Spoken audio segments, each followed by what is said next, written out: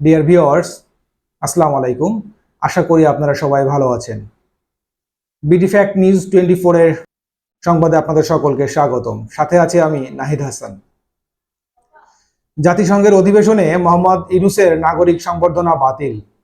Doctor Mohammad Yunus বাংলাদেশের প্রধান উপদেষ্টা জাতিসংঘের ৭৯তম সাধারণ অধিবেশনে যোগ দিতে তার সফর সংক্ষিপ্ত করেছেন।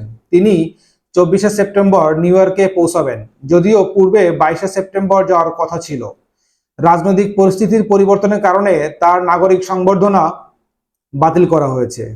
এবারে জাতিসংঘ অধিবেশনে বাংলাদেশের অংশগ্রহণ বাংলাদেশি আমেরিকানদের মধ্যে ব্যাপক আগ্রহ সৃষ্টি করেছে, বিশেষ করে দেশের সাম্প্রতিক রাজনৈতিক পরিবর্তন ও বিশ্বমঞ্চে বাংলাদেশের অবস্থান নিয়ে। ডক্টর ইউনূসের ২৭শে সেপ্টেম্বর জাতিসংঘের সাধারণ বিতর্কে বক্তব্য দেওয়ার কথা রয়েছে, যেখানে উন্নয়নের লক্ষ্যমাত্রা, দ্বন্দ্ব নিরসন এবং উন্নয়নশীল দেশগুলোর সহায়তা সম্পর্কিত বিষয়গুলো আলোচনা করা হবে। বিশ্ব নেতাদের সাথে তার বৈঠকে বিশেষ করে সীমান্ত ইস্যুতে ভারতের প্রধানমন্ত্রী এবং সামরিক সহযোগিতায় বিষয়ে পাকিস্তানের প্রধানমন্ত্রীর সাথে আলোচনা গুরুত্বপূর্ণ বলে আশা করা হচ্ছে।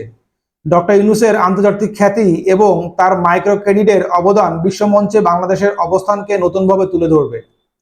এবারের অধিবেশনে বাংলাদেশের অংশগ্রহণ আন্তর্জাতিক পর্যায়ে দেশটির ভাবমূর্তি উন্নয়ন করবে। প্রিয় দর্শক, আজকে এ পর্যন্তই।